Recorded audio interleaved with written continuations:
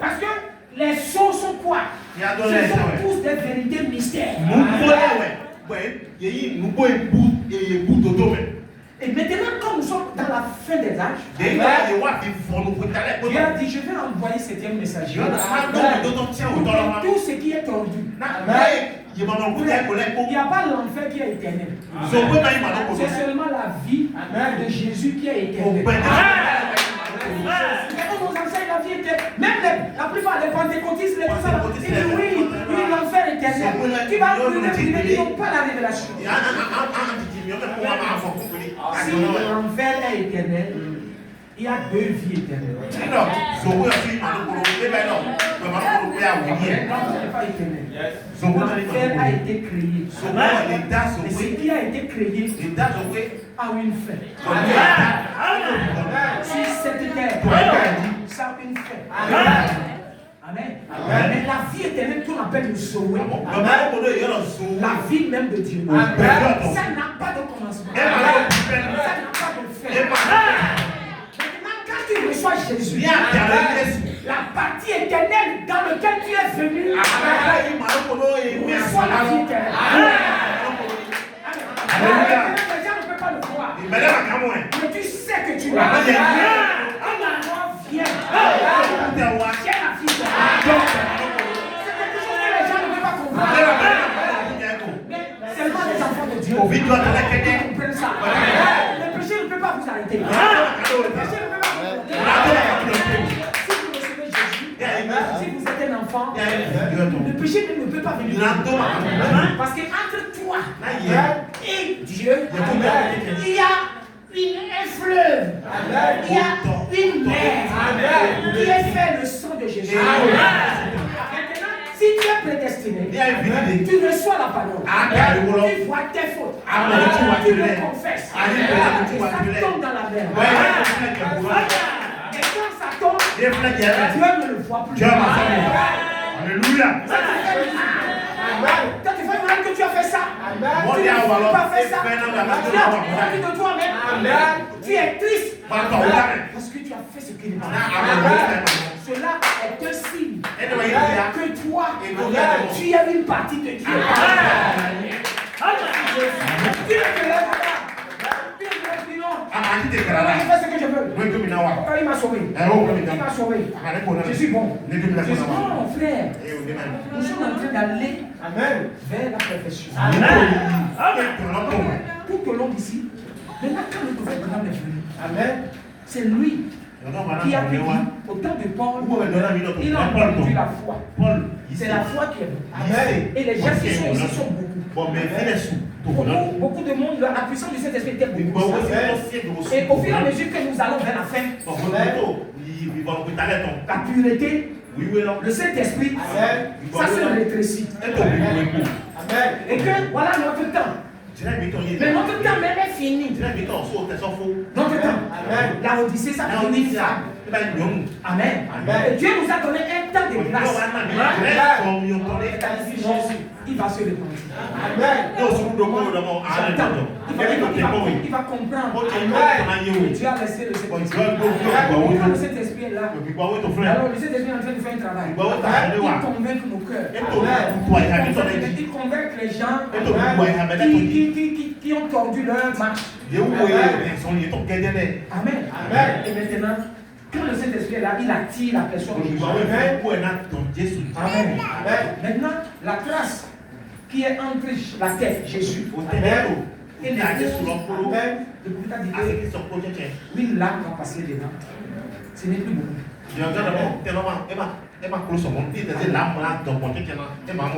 Maintenant, vous voyez, tout ça est partagé en quatre sessions. Quand vous lisez dans les sceaux, vous allez voir que le premier être vivant qui a créé, il a la face d'un lion. Le deuxième qui a parlé à la face d'un bœuf. Le troisième qui a parlé, qui a dit j'en viens, à la face d'un homme. Le quatrième qui a parlé est un nègre. Alors que quel est le caractéristiques de l'aigle. Amen. L'aigle, plus il va très loin dans le ciel, il voit bien ce qui est sur la terre. C'est une caractéristique de l'aigle. Amen. Et l'aigle est le dernier élément ou la dernière personne qui devait venir pour l'église. Amen. Et quand l'aigle est venu, il a regardé dans la parole depuis la Genèse jusqu'à l'Apocalypse. Alors,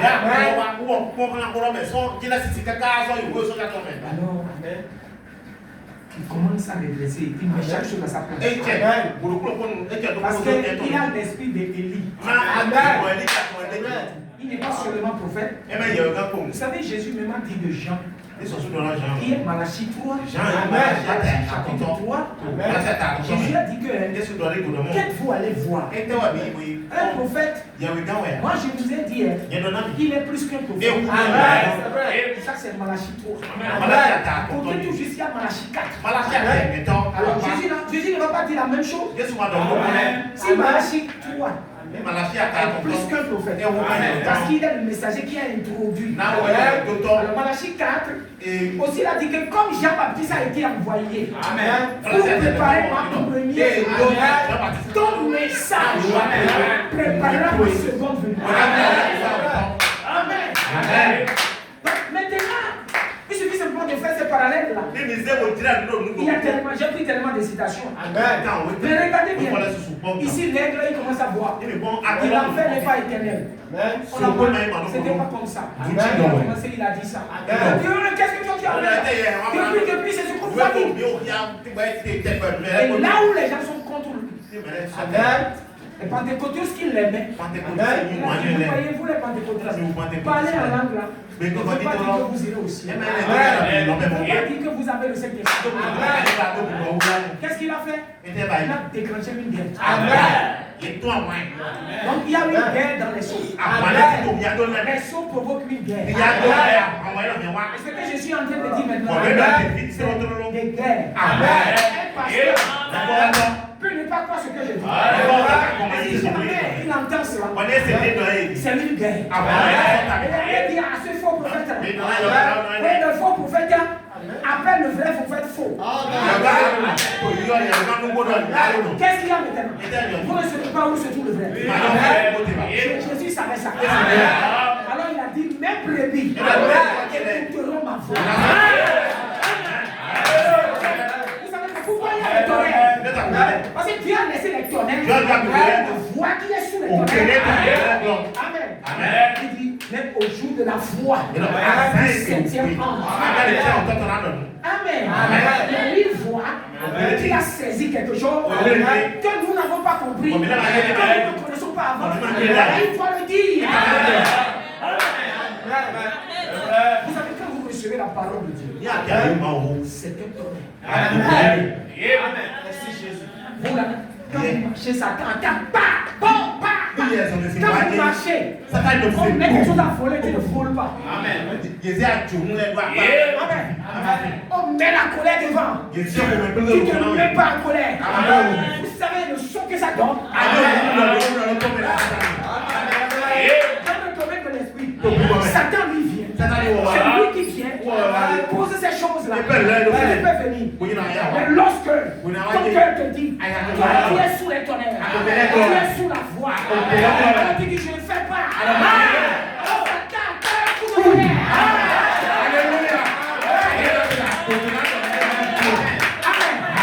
dit quand il voit une vie pure, une vie correcte, une vie pleine d'amour, c'est un tonnerre. Alléluia.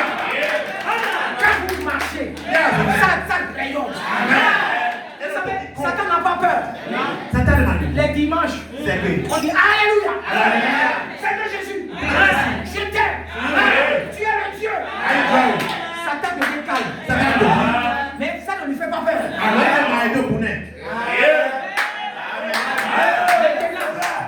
Il y a une bande dans le prophète africain qui s'appelle le trône. Quand il commence à prêcher les choses, non, quand il a prêché les 7 âges de l'église, avant de prêcher les 7 âges, il a prêché cette bande. Le trône. Quand vous allez devant le trône, cet esprit de Dieu, cet esprit qui est devant le trône. Vous comprenez ce que c'est? 1, 2, 3, 4, 5, 6, 7. Ce n'est pas réellement ça. C'est-à-dire ici là. L'esprit de Jésus qui a travaillé ici, c'est le même esprit qui vient ici. Amen. Le même esprit qui est ici, qui vient vers ici. Donc comme on l'a vu ici, on compte 1. On le voit ici, on compte 2. C'est comme ça jusqu'à cet esprit qui sont devant le trône, le seul esprit qui a marché 7 fois.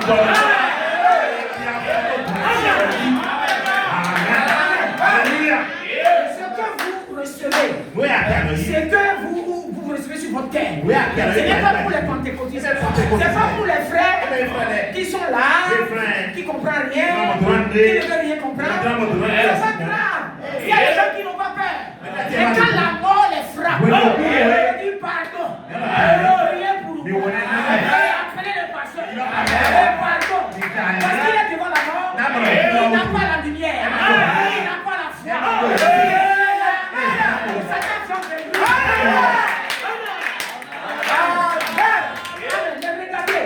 Pour un vrai enfant de Dieu, tu dois recevoir le Saint-Esprit. Le Saint-Esprit de la parole. Pas le Saint-Esprit d'une église. Jésus a dit, la parole que je vous ai annoncée est esprit et vie. Quand tu reçois la parole et que tu ne peux pas la vivre, tu te fâches contre la parole. Tu vas dire sur la parole. Tu ne peux pas recevoir la parole. Le Saint-Esprit, ça te rend un anneau. L'Esprit te rend un anneau. Je n'ai pas raison. C'est Dieu qui arrive. C'est la parole qui arrive. Il y a une voix qui commence à travailler. Alors dans la branche le trône, parce que Satan vous voit, il voit une vie pure, une vie sous le sang, une vie qui est correcte, dehors, à la maison. Vous savez, les gens sont chrétiens le dimanche.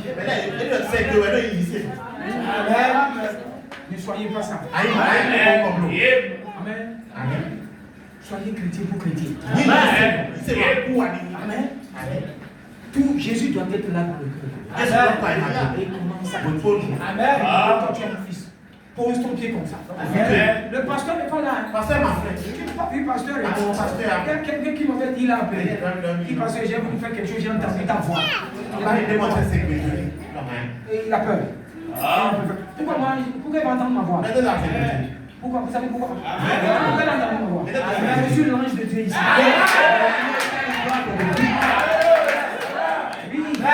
Alléluia. Quand Dieu voulait parler à Samuel, il a utilisé la voix. Amen. Il était à côté de lui. Dieu là, il n'est pas trop extraordinaire.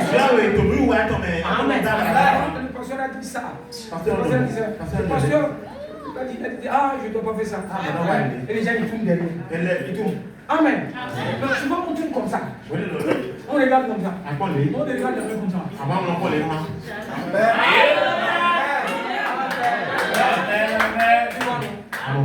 À gauche, droite,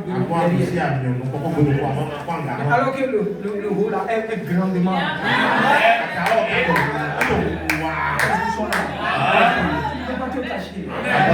Alors quand ça t'envoie une vie d'argent la parole, c'est le tonnerre qui reçoit. Amen. Vous savez, nous devons prier au Seigneur pour que Dieu nous attire la parole. Amen. Parce que bientôt, la parole sera retirée. L'épouse va rentrer. Amen. La parole. Et regardez bien.